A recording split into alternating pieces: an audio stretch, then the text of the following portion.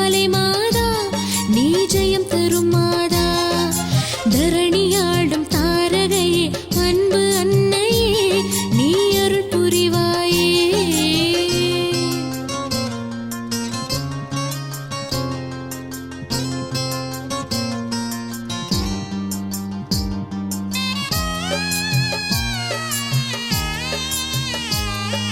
கருமத்தம்பட்டி என்னும் புனித ஊரிலே ஜெயம் தரும் ஜபமாலை மாதாவே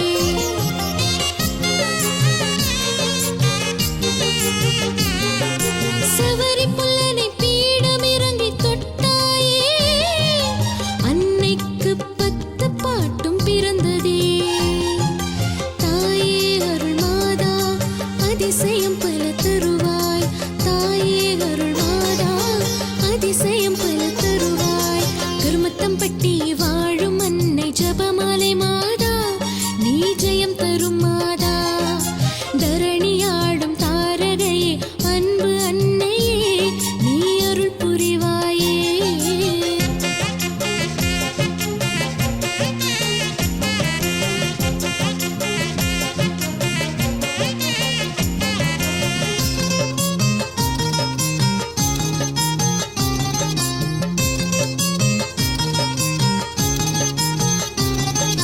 நன்மையெல்லாம் செழிக்கும் உன் மண்ணிலே பேருபகாரியே என் அன்னையே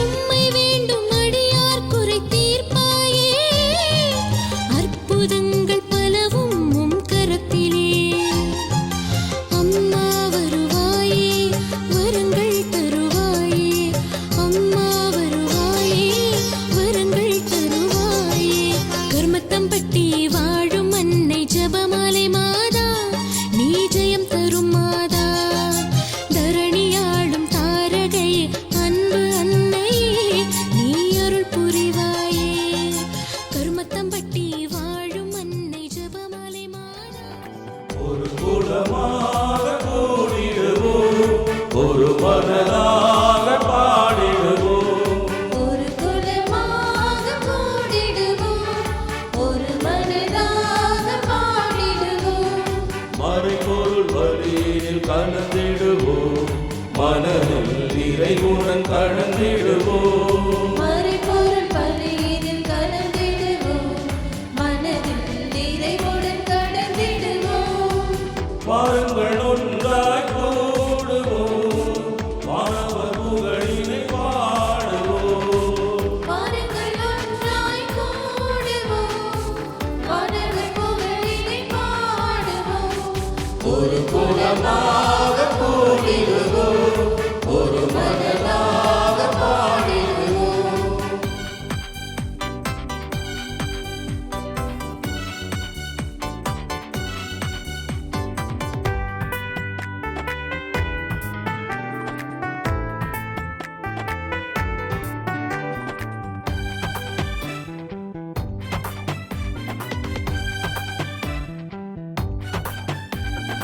அவரது பாதம் அமர்ந்திடுவோம் அனைவரும் பாவம் அடைந்திடுவோம் அவரது பாதம் அமர்ந்திடுவோம் அனைவரும் பாவம் கலந்திடுவோம் இதயத்தின் வலிகள் மறந்திடுவோம் இறைவனின் வழியில் நடந்திடுவோம் இதயத்தின் வலிகள் மறந்திடுவோம் இறைவனின் வழியில் நடந்திடுவோம் வாருங்கள் ஒன்றாய் கூடுவோம் வானவர் புகழினை பாடுவோம் வாருங்கள் ஒன்றாய் கூடுவோம் வானவர் புகழினை பாடுவோம்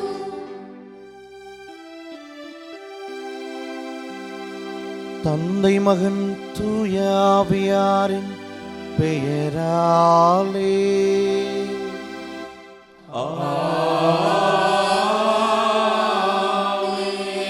நம் ஆண்டவராகிய இயேசு கிறிஸ்துவின் அருளும் கடவுளின் அன்பும் தூய ஆவியாரின் நட்புறவும் உங்கள் அனைவரோடும் இருப்பதாக.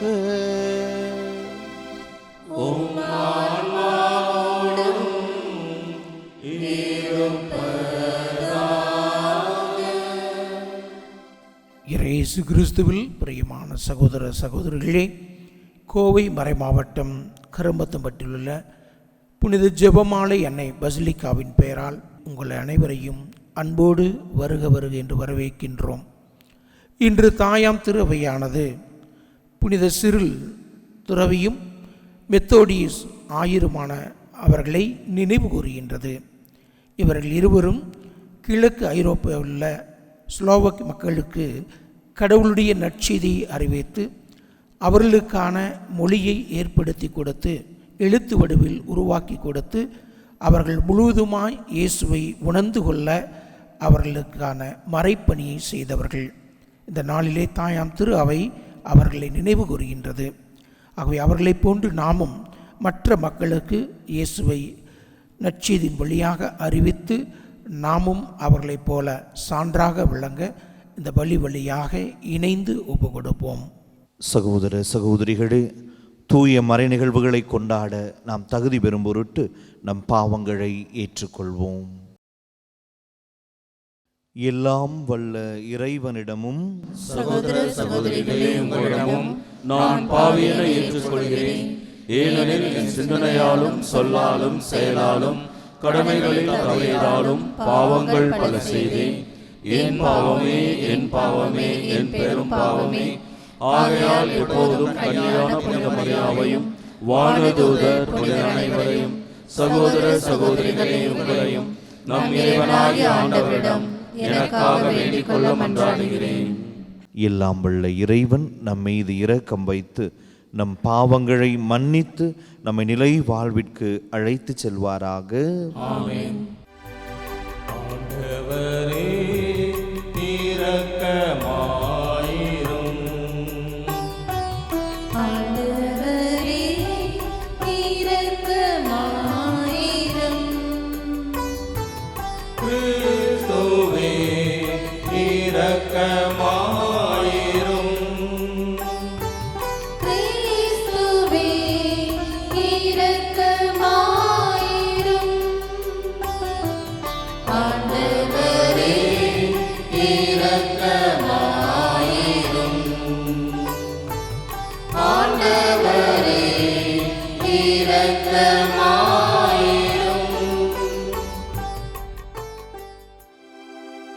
மன்றாடுவோமாக. இறைவா, சகோதரர்களான சிறில் மெத்தோடியஸ் என்னும் புனிதர்கள் வழியாக ஸ்லாவிய மக்கள் ஒளிபெற செய்தீரே. படிப்பினைகளை எங்கள் உள்ளத்தில் வைத்துணரவும் உண்மையான நம்பிக்கையிலும் அதை சரியாக அறிக்கையிடுவதிலும் ஒன்றுபட்ட மக்களாய் நாங்கள் வாழவும் அருள்வீராக. உம்மோடு தூய ஆவியாரின் ஒன்றிப்பு இறைவனாய் என்றென்றும் வாழ்ந்து ஆட்சி செய்கின்றவர் வழியாக உம்மை மன்றாடுகின்றோ.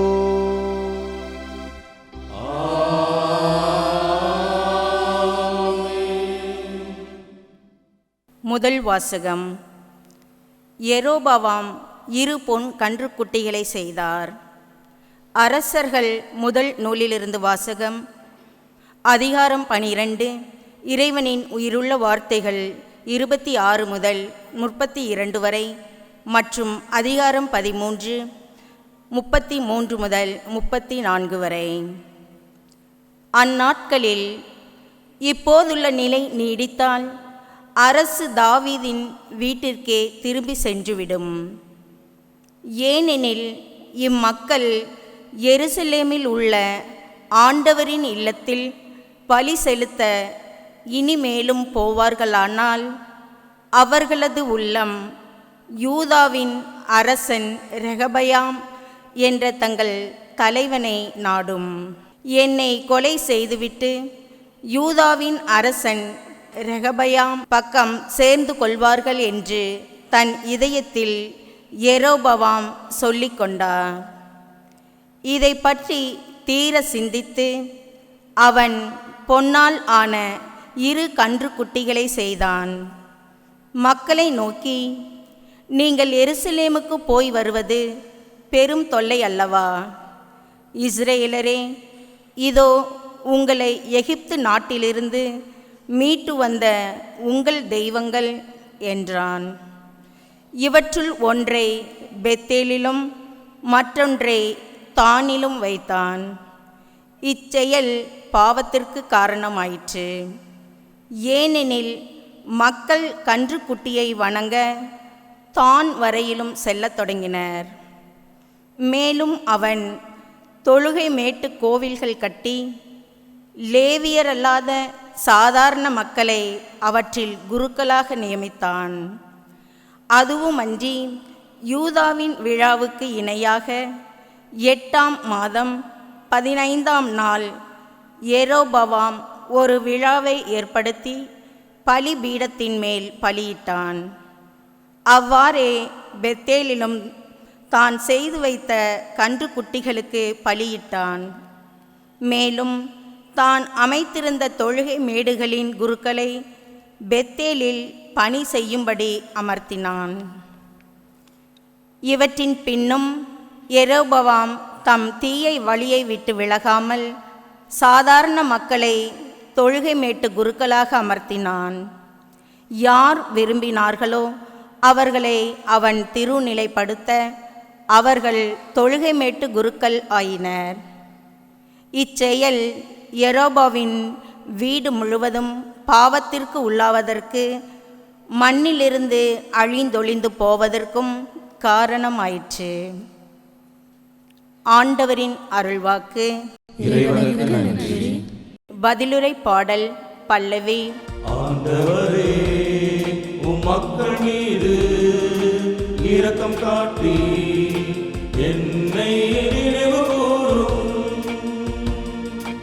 ஆண்டவரே, உம் மக்கள் மீது இரக்கம் காட்டி என்னை நினைவு கூரும். என்னை நினைவு கூரும். எங்கள் மூதாதையரின் வழி நடந்து நாங்களும் பாவம் செய்தோம், குற்றம் புரிந்தோம், தீமை செய்தோம். எங்கள் மூதாதையர் எகிப்தில் நீர் செய்த வியத்தகு செயல்களை பற்றி சிந்திக்கவில்லை. பல்லவி. ஆண்டவரே, உம் மக்கள் மீது இரக்கம் காட்டி என்னை நினைவு கூரும். ஆண்டவரே, உம் மக்கள் மீது இரக்கம் காட்டி என்னை நினைவு கூரும். என்னை நினைவு கூரும். அவர்கள் ஒரேபில் ஒரு கன்றுக்குட்டியை செய்து கொண்டனர். வார்ப்புச் சிலையை விழுந்து வணங்கினர். தங்கள் மாட்சிக்கு பதிலாக புல் தின்னும் காளையின் உருவத்தை செய்து கொண்டனர். பல்லவி. ஆண்டவரே, உம் மக்கள் மீது இரக்கம் காட்டி என்னை நினைவு கூரும். ஆண்டவரே, உம் மக்கள் மீது இரக்கம் காட்டி என்னை நினைவு கூரும். என்னை நினைவு கூரும். தங்களை விடுவித்த இறைவனை மறந்தனர். எகிப்தில் பெரியன புரிந்தவரை மறந்தனர். காம் நாட்டில் அவர் செய்த வியத்து செயல்களை மறந்தனர். செங்கடலில் அவர் செய்த அச்சுறுத்தும் செயல்களை மறந்தனர். பல்லவி. ஆண்டவரே, உம் மக்கள் மீது இரக்கம் காட்டி என்னை நினைவு கூரும். ஆண்டவரே, உம் மக்கள் மீது இரக்கம் காட்டி என்னை நினைவு கூரும். என்னை நினைவு கூரும். அல்லேலூயா, அல்லேலூயா, அல்லேலூயா, அல்லேலூயா, அல்லேலூயா, அல்லேலூயா,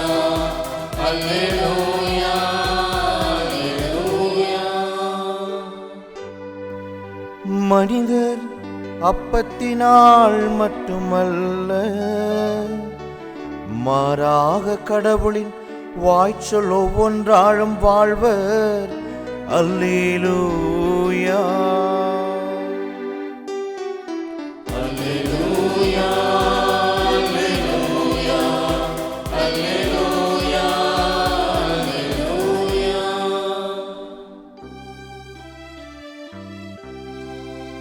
ஆண்டவர் உங்களோடு இருப்பாராக.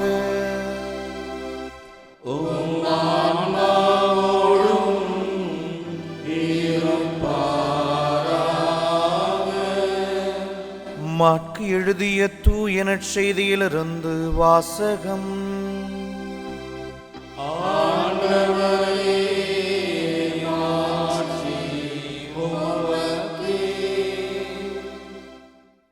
அதிகாரம் 8, இறை வார்த்தைகள் 1 முதல் 10 முடிய. அக்காலத்தில் மீண்டும் பெருந்திரளான மக்கள் கூடியிருந்தார்கள். உண்பதற்கு அவர்களிடம் ஒன்றுமில்லை. இயேசு தம் சீடரை வரவழைத்து அவர்களிடம், நான் இம்மக்கள் கூட்டத்தின் மீது பரிவு கொள்கிறேன். ஏற்கனவே 3 நாட்களாக இவர்கள் என்னுடன் இருக்கிறார்கள். உண்பதற்கு இவர்களிடம் எதுவும் இல்லை. நான் இவர்களை பட்டினியாக வீட்டிற்கு அனுப்பிவிட்டால் வழியில் தளர்ச்சி அடைவார்கள். இவர்களுள் சிலர் நெடும் தொலைகளிலிருந்து வந்துள்ளனர் என்று கூறினார். அதற்கு அவருடைய சீடர்கள், இப்பாலை நிலத்தில் இவர்களுக்கு போதுமான உணவு அளிப்பது எப்படி என்று கேட்டார்கள். அப்போது அவர் அவர்களை பார்த்து, உங்களிடம் எத்தனை அப்பங்கள் உள்ளன என்று கேட்டார். அவர்கள் 7 என்றார்கள். தரையில் அமர மக்களுக்கு அவர் கட்டளையிட்டார். பின்பு அந்த 7 அப்பங்களையும் எடுத்து கடவுளுக்கு நன்றி செலுத்தி பிட்டு பரிமாறும்படி தம் சீடர்களிடம் கொடுக்க அவர்களும் மக்களுக்கு அளித்தார்கள். சிறு மீன்கள் சிலவும் அவர்களிடம் இருந்தன. அவற்றின் மீது அவர் ஆசி கூறி பரிமாறச் சொன்னார். அவர்கள் வயிறார உண்டார்கள். மீதியாயிருந்த துண்டுகளை 7 கூடைகள் நிறைய எடுத்தார்கள். அங்கு இருந்தவர்கள் ஏறக்குறைய 4000 பேர். பின்பு அவர் அவர்களை அனுப்பிவிட்டார். உடனடியாக தம் சீடருடன் படகேறி தல்மனுதா பகுதிக்கு சென்றார்.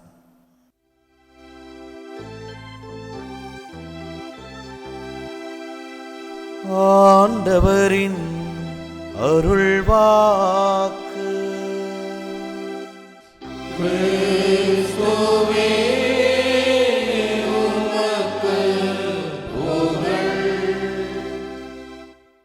ஆண்டவர் இயேசு கிறிஸ்துவில் மிகவும் பிரியமுள்ள சகோதர சகோதரிகளே,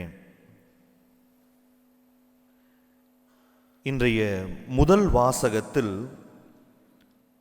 யெரொபெயாம் சிலைகளை வடித்து அதை இஸ்ராயேல் மக்களை வணங்கச் செய்கிறதை நாம் வாசிக்க கேட்டோம். சாலமோன் அரசருடைய ஆட்சிக்கு பின்பாக ஒருங்கிணைந்த இஸ்ராயேல் நாடானது 2ஆக பிளவுற்றது. வடநாடு தென்னாடு என்று 2 பிரிவாக அது பிரிந்து போனது. தென்னாட்டை ரெகபோயாம் ஆட்சி செய்து கொண்டிருக்கிறார். வடநாட்டை யெரொபெயாம் ஆட்சி செய்கிறார். இந்த வடநாட்டில் இருக்கிற மக்கள் இந்த நாடுகள் பிளவுற்றாலும் கடவுளுக்கு பலி செலுத்த தென்னாட்டில் இருக்கிற எருசலேம் ஆலயத்திற்கு அவர்கள் சென்று வருகிறார்கள். எனவே யெரொபெயாமுக்கு ஒரு பயம், ஒருவேளை இந்த மக்கள் தொடர்ந்து இப்படி எருசலேமுக்கு போய் கொண்டிருப்பதால் அவர்கள் ரெகபோயாமோடு சேர்ந்து என்னை கொன்று போட்டு இந்த அரசை அவர்கள் பற்றி கொள்வார்களோ என்ற பயத்தில் அவர் 2 பொன் கன்றுக்குட்டிகளை செய்து ஒன்றை தான் பகுதியிலும் மற்றொன்றை பெத்தேல் பகுதியிலும் நிறுவி, இவைகள்தான் உங்களை வழிநடத்தி வந்த தெய்வங்கள், இவைகளுக்கு நீங்கள் பலியிட வேண்டும் என்று சொல்லி அந்த பொன் கன்றுக்குட்டிகளை நிறுவுகிறார். மக்களும் அதை வழிபடுகிறார்கள். நம்ம தொடர்ந்து வாசிக்கிற பொழுது இறுதியாக அந்த இறைவார்த்தை பகுதி இப்படியாக முடிகிறது. இச்செயல் யெரொபெயாமின் வீடு பாவத்திற்கு உள்ளாவதற்கும் மண்ணிலிருந்து அழிந்தொழிந்து போவதற்கும் காரணமாயிற்று. அவன் செய்த அந்த சிலை வழிபாடு அவனுடைய வீடு அழிந்து போவதற்கு ஒரு காரணமாக அமைந்தது என்று விவிலியம் நமக்கு கூறுகிறது. பிரியமான சகோதர சகோதரிகளே, நம்ம விவிலியம் முழுக்க வாசிக்கிற போது கடவுள் சிலை வழிபாட்டை சகிக்காத இறைவனாக இருக்கிறார். விவிலியத்தில் எங்கெல்லாம் மக்கள் சிலைகளை வழிபாடு செய்கிறார்களோ அங்கெல்லாம் இறைவன் அவர்களை கடிந்து கொள்வதாக, அவர்களை தண்டிப்பதாக நாம் வாசிக்கிறோம். அப்போ இன்னைக்கு எது சிலை வழிபாடு? பல நேரம் நம்மை விட்டு பிரிந்து சென்ற பிரிவினை சபையை சார்ந்த சகோதர சகோதரிகள் நாம் சுரூபங்களுக்கு செலுத்துகிற மரியாதையை சிலை வழிபாடு என்று அவர்கள் கூறுவார்கள். ஆனால் உண்மையான சிலை வழிபாடு என்பது கடவுளுக்கு கொடுக்க வேண்டிய இடத்தையும் கடவுளுக்கு கொடுக்க வேண்டிய நேரத்தையும் வேறு மனிதருக்கோ வேறு பொருளுக்கோ நாம் கொடுப்போம் என்று சொன்னால் அதுதான் சிலை வழிபாடு. கடவுளுக்கு கொடுக்க வேண்டிய இடத்தை நான் இன்னொரு மனிதருக்கு என்னுடைய வாழ்க்கையில் கொடுக்கிறேன், இல்லை வேற ஏதோ பொருளுக்கு நான் கொடுக்கிறேன், கடவுளுக்கு கொடுக்க வேண்டிய நேரத்தை வேற காரியங்களுக்கு நான் கொடுக்கிறேன் என்று சொன்னால் அதுதான் உண்மையான சிலை வழிபாடு. அப்போ இன்னைக்கு நாம யோசித்து பார்க்க வேண்டும், இன்னைக்கு நாம் சிலை வழிபாட்டாளர்களாக இருக்கிறோமா? இன்னைக்கு கடவுளுக்கு கொடுக்க வேண்டிய நேரத்தை நான் வேறு மனிதர்களுக்கு கொடுக்கிறேனா? இன்னைக்கு நம்ம பரவலாக பார்க்கிறோம். பல நேரங்களில் இன்னைக்கு சினிமாவில் நடிக்கிற நடிகர்கள் இன்னைக்கு கடவுள்களாக போற்றப்படுகிறார்கள். அரசியல் தலைவர்கள் ஒரு சிலருக்கு கடவுள்களாக இருக்கிறாங்க. ஒரு சிலருக்கு அவங்க குடும்பத்தில் இருக்கிற உறுப்பினர்கள் தங்களுடைய பிள்ளைகளை கடவுளை விட அதிகமாக தங்களுடைய பிள்ளைகளுக்கும் தங்களுடைய கணவனுக்கும் மனைவிக்கும் தன்னுடைய தாய் தந்தையருக்கும் முக்கியத்துவம் கொடுக்கிற மனிதர்கள் இருக்கிறதை நாம் பார்க்கிறோம். ஆனால் ஆண்டவர் சொல்றாரு, என்னை விட உங்களுடைய தாயையோ தந்தையோ சகோதரனையோ சகோதரியோ மகனையோ மகளையோ அன்பு செய்கிறவர்கள் என்னுடையவர் எனப்பட தகுதியற்றவர். அப்போ இன்னைக்கு நாம் நம்முடைய வாழ்க்கையில் கடவுளை விட பிற மனிதர்களுக்கு முக்கியத்துவம் கொடுக்கிறவர்களாக இருக்கிறோமா?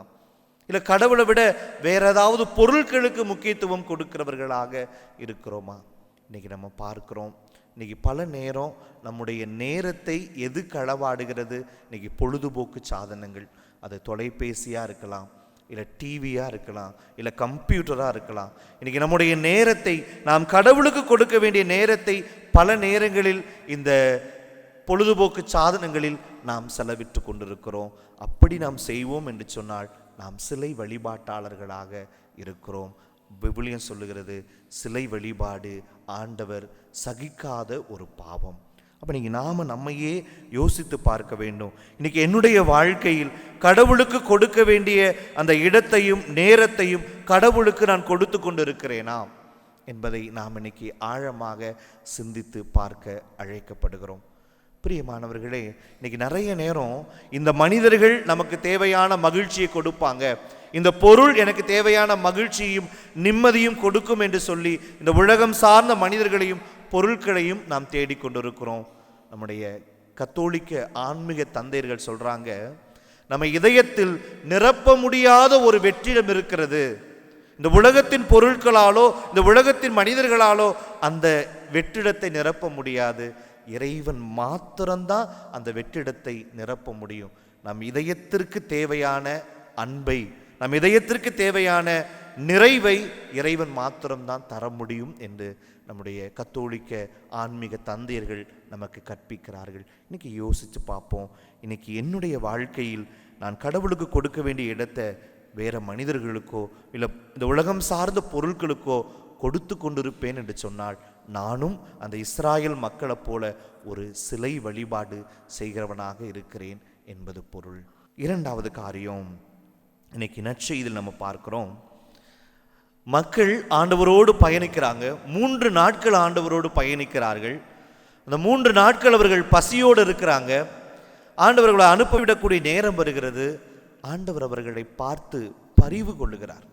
பரிவு கொண்டு அங்கே அப்பத்தை பழுக செய்து அந்த மக்களுடைய பசியை ஆற்றுகிறதை நாம் வாசிக்க கேட்கிறோம். பிரியமான சகோதர சகோதரிகளே, இறைவன் பரிவு கொள்ளுகிற இறைவனாக இருக்கிறார். பரிவு என்கிற வார்த்தைக்கு ஆங்கிலத்தில் கம்பேஷன் என்கிற வார்த்தை. அந்த வார்த்தை லத்தீன் மொழியில் 2 வார்த்தைகளோட இணைப்பு, கும்பாசியோ. உடன் துன்புறுவது.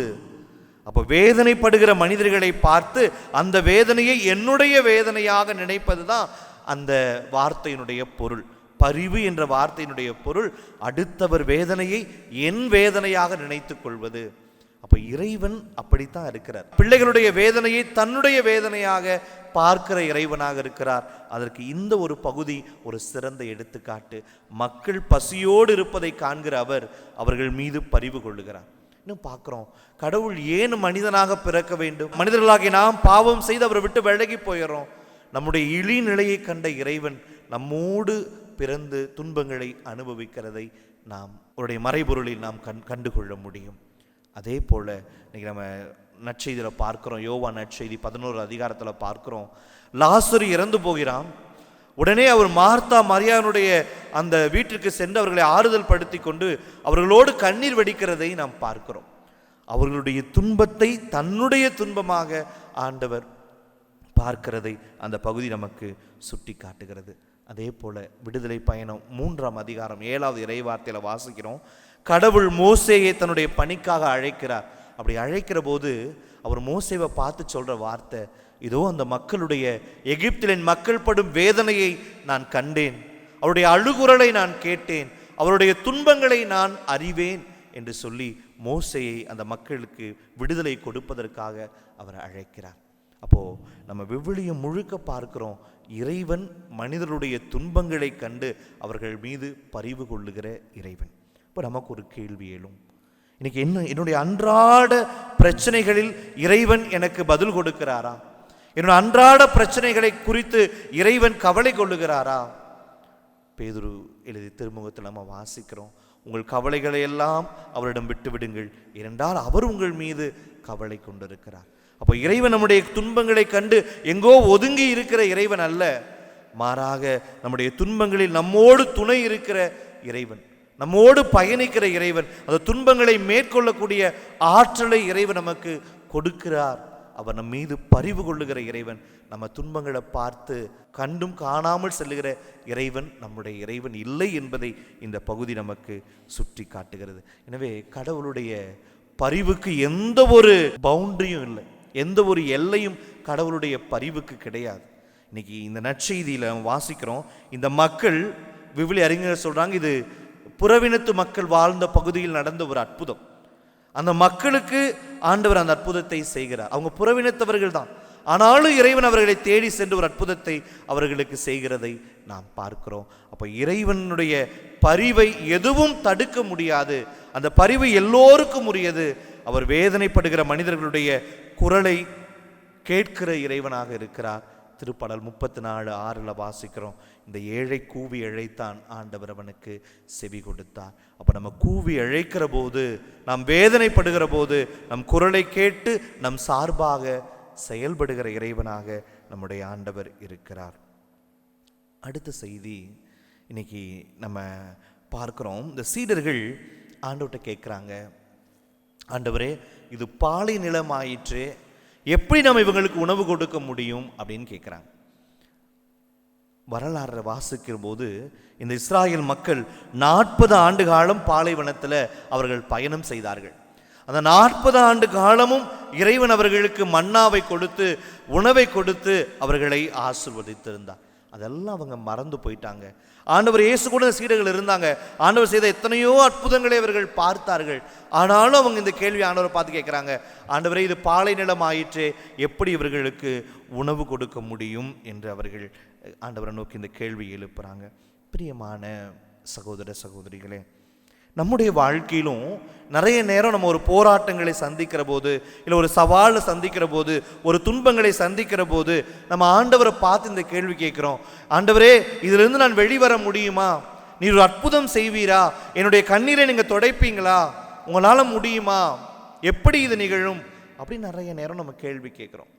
ஆனால் நாம் பல நேரங்களில் இறைவன் நம்முடைய வாழ்க்கையில் செய்த அந்த அற்புதங்களை நாம் மறந்து விடுகிறோம். இன்னைக்கு திருப்பாடலில் அழகாக நம்ம வாசித்தோம், தங்களை விடுவித்த இறைவனை மறந்தனர், எகிப்தில் பெரியன புரிந்தவரை மறந்தனர், காம் நாட்டில் அவர் செய்த வியத்தகு செயல்களை மறந்தனர், செங்கடலில் அவர் செய்து வந்த அச்சுறுத்தும் செயல்களை மறந்தனர். இஸ்ராயல் மக்கள், ஆண்டவர் அவ்வளவு அற்புதம் செய்து அவர்களை கூட்டிக் கொண்டு வந்தார், அத்தனை அற்புதங்களையும் அவர்கள் மறந்து போய் ஆண்டவருக்கு எதிராக புலம்புகிறார்கள்.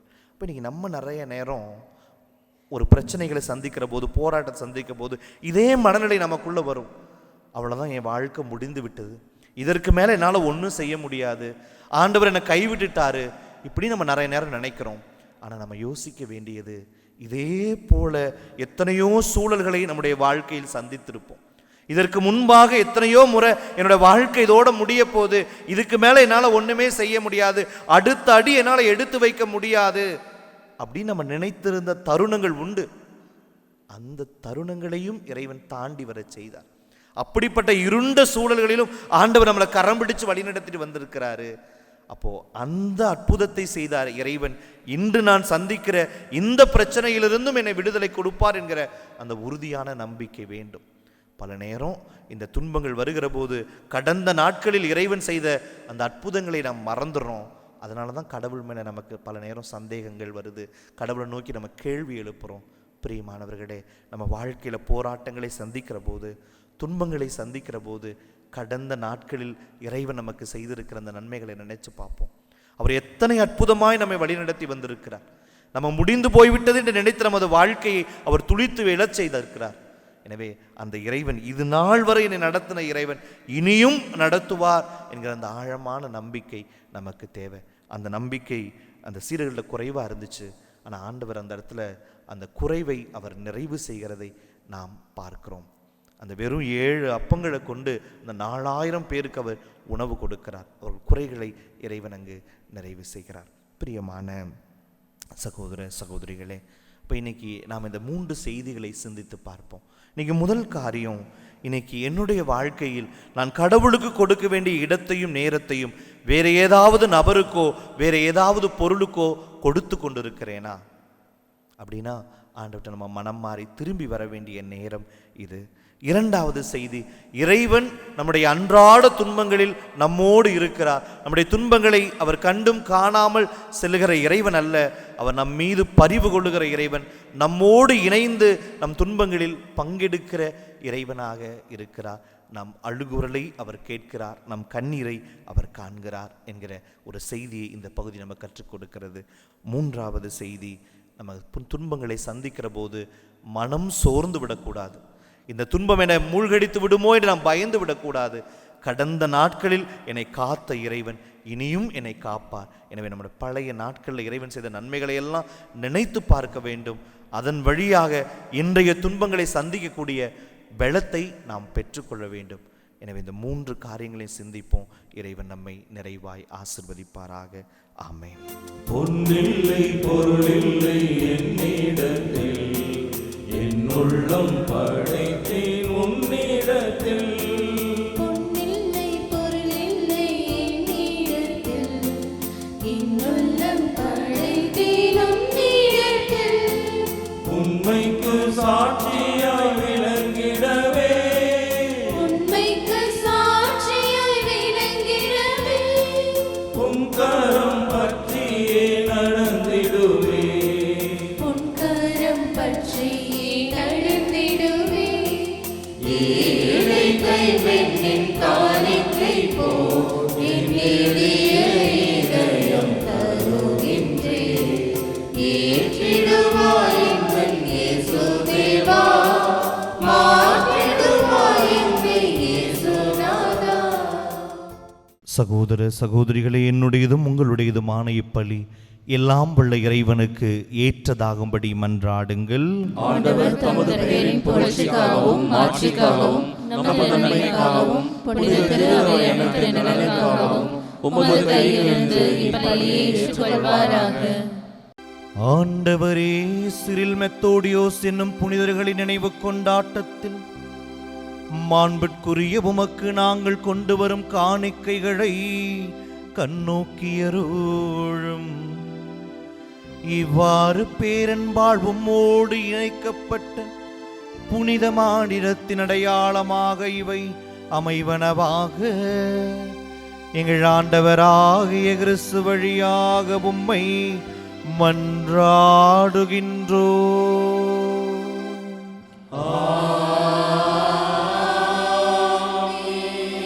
ஆண்டவர் உங்களோடு இருப்பாராக.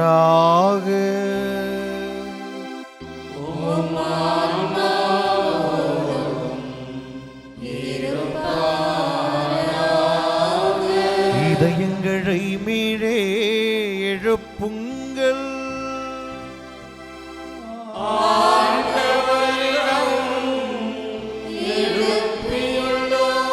நம் இறைவனாகிய ஆண்டவருக்கு நன்றி கூறுவோம்.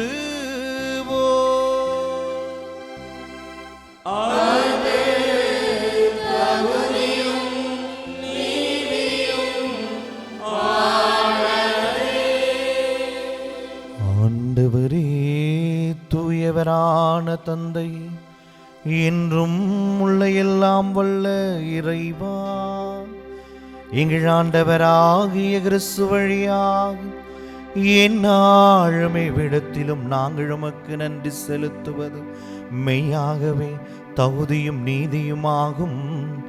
எங்கள் கடமையும் மீட்பிற்குரிய செயலுமாகும். ஏனெனில் புனிதர்களின் வியத்தகு சாட்சியத்தால் உமது திருகவை என்றும் புதிய ஆற்றல் பெற்று வளமடைகின்றது.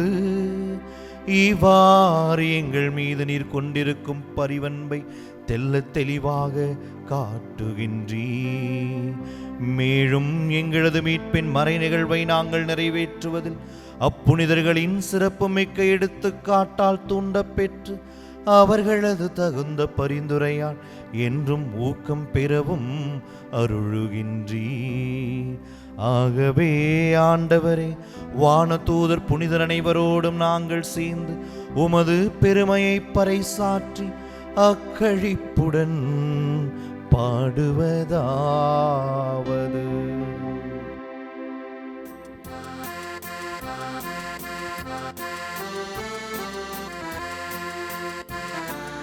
தூயவர் தூயவர் தூயவர், வான்படைகளின் கடவுளாம் ஆண்டவர். விண்ணகமும் மண்ணகமும் உமது மாட்சியால் நிறைந்துள்ளன. உன்னதங்களிலே ஓசன்னா, உன்னதங்களிலே ஓசன்னா. ஆண்டவர் பெயரால் வருகிறவர் ஆசி பெற்றவர். உன்னதங்களிலே ஓசன்னா, உன்னதங்களிலே ஓசன்னா. ஆண்டவரே, நீர் மெய்யாகவே தூயவர், தூய்மை அனைத்திற்கும் ஊற்று. ஆகவே உம்முடைய ஆவியை பொழிந்து இக்காணிக்கைகளை தூய்மைப்படுத்த உம்மை வேண்டுகின்றோம். இவ்வாறு எங்கள் ஆண்டவர் இயேசு கிறிஸ்துவின் உடலும் இரத்தமுமாக எங்களுக்கு மாறுபனவாக. அவர் பாடுபட உளம் கனிந்து தம்மை கையெடுத்த போது அப்பத்தை எடுத்து நன்றி செலுத்தி அதை பிட்டு தம் சீடர்களுக்கு அளித்து அவர் கூறியதாவது: அனைவரும் இதிலிருந்து பெற்று உண்ணுங்கள், ஏனெனில் இது உங்களுக்காக கையளிக்கப்படும் என் உடல்.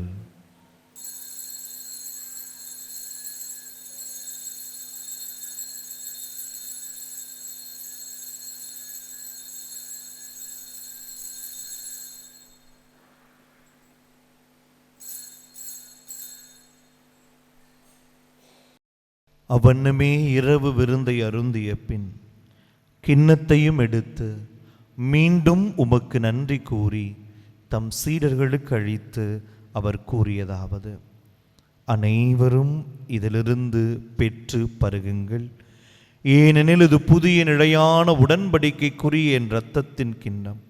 இது பாவ மன்னிப்பிற்கென்று உங்களுக்காகவும் பலருக்காகவும் சிந்தப்படும். இதை என் நினைவாகச் செய்யுங்கள்.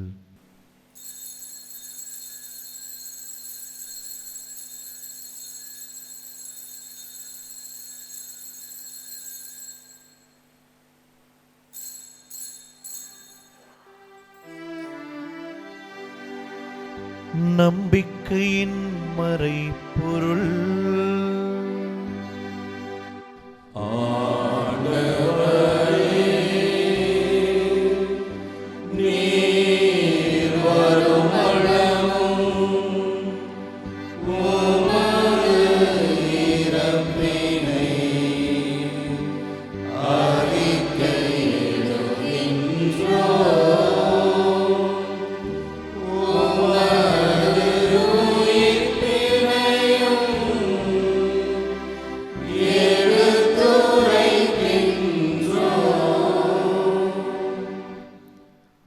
ஆகவே ஆண்டவரே, நாங்கள் கிறிஸ்துவின் இறப்பினையும் உயிர்ப்பினையும் நினைவு கூர்ந்து வாழ்வு தரும் அப்பத்தையும் மீட்பழிக்கும் கிண்ணத்தையும் உமக்கு ஒப்பு கொடுக்கிறோம்.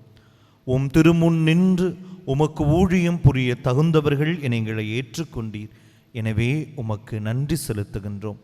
மேலும் கிறிஸ்துவின் உடலிலும் இரத்தத்திலும் பங்கு கொள்ளும் எங்களை தூய ஆவியார் ஒன்று சேர்க்க வேண்டுமென உம்மை தாழ்மையுடன் வேண்டுகின்றோம்.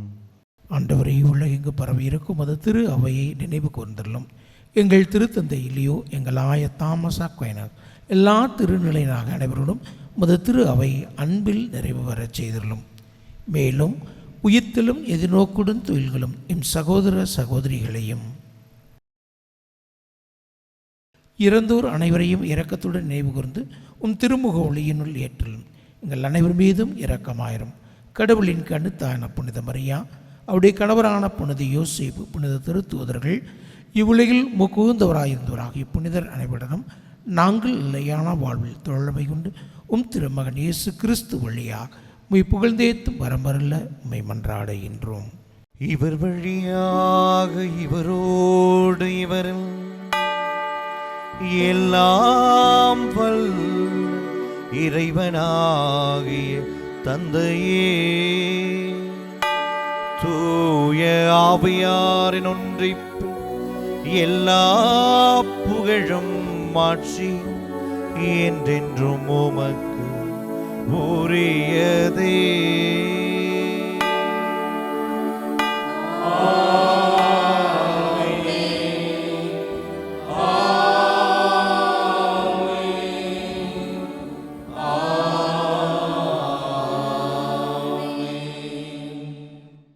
மீட்பரின் கட்டளையால் கற்பிக்கப்பட்டு இறை படிப்பினையினால் பயிற்சி பெற்றிருக்கிற நாம் பிள்ளைகளுக்குரிய நம்பிக்கையோடு விண்ணக தந்தையை நோக்கி மன்றாடுவோம். விண்ணுலகில் இருக்கிற எங்கள் தந்தையே, உமது பெயர் தூயது என போற்ற பெறுக. உமது ஆட்சி வருக. உமது திருவுளம் விண்ணுலகில் நிறைவேறுவது போல மண்ணுலகிலும் நிறைவேறுக. எங்கள் அன்றாட உணவை இன்று எங்களுக்கு தாரும். எங்களுக்கு எதிராக குற்றம் செய்வோரை நாங்கள் மன்னிப்பது போல எங்கள் குற்றங்களை மன்னியும். எங்களை சோதனைக்கு உட்படுத்தாதேயும், தீமையிலிருந்து எங்களை விடுவித்தருளும். ஆண்டவரே, தீமை அனைத்திலும் இருந்து எங்களை விடுவித்து எங்கள் வாழ்நாளில் அமைதியை கனிவுடன் அருள உம்மை மன்றாடுகின்றோம். உமது இரக்கத்தின் உதவியால் நாங்கள் பாவத்திலிருந்து எப்போதும் விடுதலை பெற்று யாதொரு கழக்கமும் இன்றி நலமாயிருப்போமாக. நாங்கள் எதிர்நோக்கி இருக்கும் பேரின்பத்திற்காகவும் எம் மீட்பராகிய இயேசு கிறிஸ்துவின் வருகைக்காகவும் காத்திருக்கின்றோம். ஏனெனில் ஆட்சியும் வல்லமையும் மாட்சியும் என்றென்றும் உமதே. ஆண்டவரே இயேசு கிறிஸ்துவே, அமைதியை உங்களுக்கு விட்டுச் செல்லுகிறேன், என் அமைதியே உங்களுக்கு அளிக்கிறேன் என்னும் திருத்தூதர்களுக்கு மொழிந்தீரே. எங்கள் பாவங்களை பாராமல் உமது திரு அவையின் நம்பிக்கையை கண்ணோக்கி உமது திருவிழத்திற்கேற்ப அதற்கு அமைதியும் ஒற்றுமையும் அளித்தருள்வீராக. என்றென்றும் வாழ்ந்து ஆட்சி செய்கின்றவர் நீரே. ஆண்டவருடைய அமைதி உங்களோடு என்றும் இருப்பதாக. இறைவன் தருகிற அமைதியை ஒருவருக்கொருவர் மகிழ்வோடு பகிர்ந்து கொள்வோம்.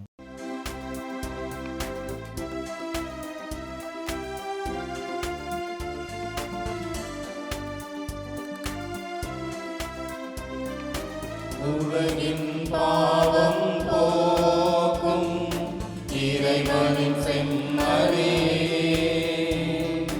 என் மேல் இரக்கம் வையும்.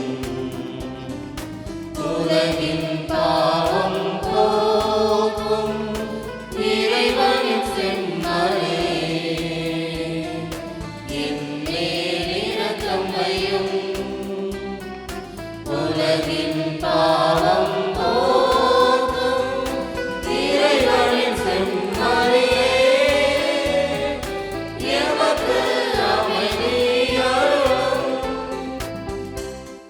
இதோ இறைவனின் செம்மறி, இவரே உலகின் பாவங்களை போக்குபவர். இந்த செம்மறியின் விருந்திற்கு அழைக்கப்பட்டிருக்கிற நாம் பேறு பெற்றோர். ஆண்டவரே, நீர் என்னிடத்தில் எழுந்தருள நான் தகுதியற்றவன். ஆனால் ஒரு வார்த்தை மட்டும் சொல்லியருளும், எனது ஆன்மா நலமடையும்.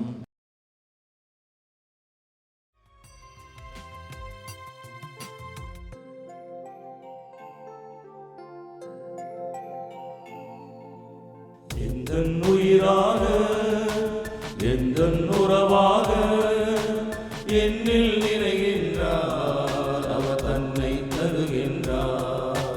அன்பின் விருந்தாக எந்தன் அரணாக என்னில் நிறைகின்றார், தன்னுடலை தருகின்றார். வாரும் வாரும் இயேசுவே இதயம் வாருமே, வாரும் வாரும் இயேசுவே இதயம் வாருமே, தாரும் தாரும் இயேசுவே அருளை தாருமே. எந்தன் உயிராக எந்தன் உறவாக என்னில் நிறைகின்றார், அவர் தன்னை தருகின்றார். நன்றி கூறி மன்றாடுவோமாக. இறைவா, எல்லா இனத்தாருக்கும் தந்தையே, எங்களை ஒரே அப்பத்திலும் ஒரே ஆவியிலும் பங்கு பெறச் செய்து நிலையான விருந்துக்கு உரிமையாளர்கள் ஆக்கியுள்ளீ.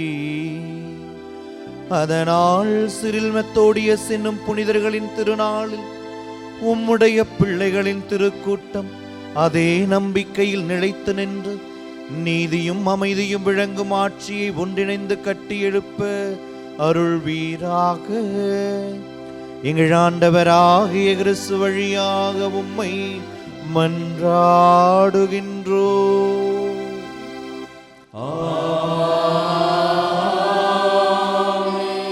ஆண்டவர் உங்களோடு இருப்பாராக.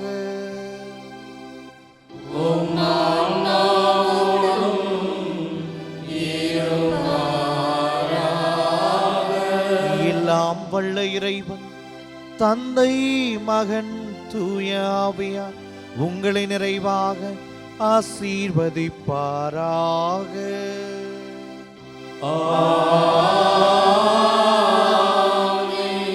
சென்று வாருங்கள், திருப்பழி நிறைவேறிற்று.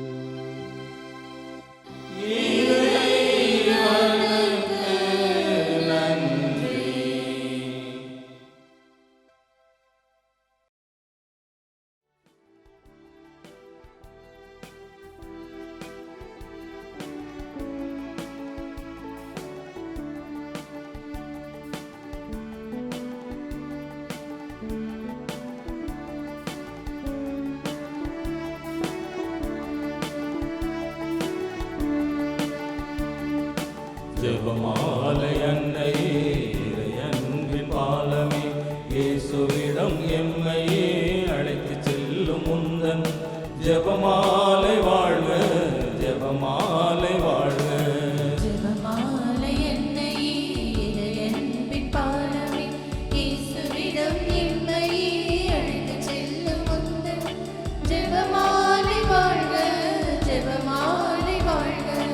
மாமரியே மாதாவே, ஜெப வாழ்வின் மாதிரி, மாமரியே மாதாவே, ஜெப வாழ்வின் மாதிரி. ஜெபமாலை அன்னையே, இறையன்பின் பாலமே, இயேசுவிடம் எம்மையே அழைத்துச் செல்லும் முந்தன் ஜெபமாலை வாழ்க, ஜெபமாலை வாழ்க.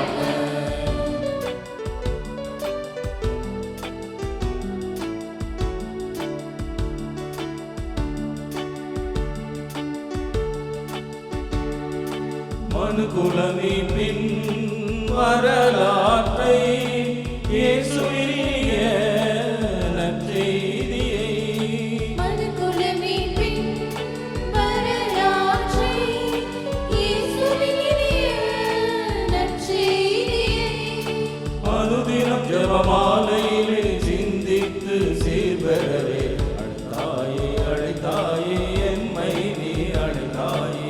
மாமரியே மாதாவே, ஜெப வாழ்வின் மாதிரி, மாமரியே மாதாவே, ஜெப வாழ்வின் மாதிரி. ஜெபமாலை அன்னையே, இறையன்பின் பாலமே, இயேசுவிடம் எம்மையே அழைத்துச் செல்லும் முந்தன் ஜெபமாலை வாழ்க, ஜெபமாலை வாழ்க.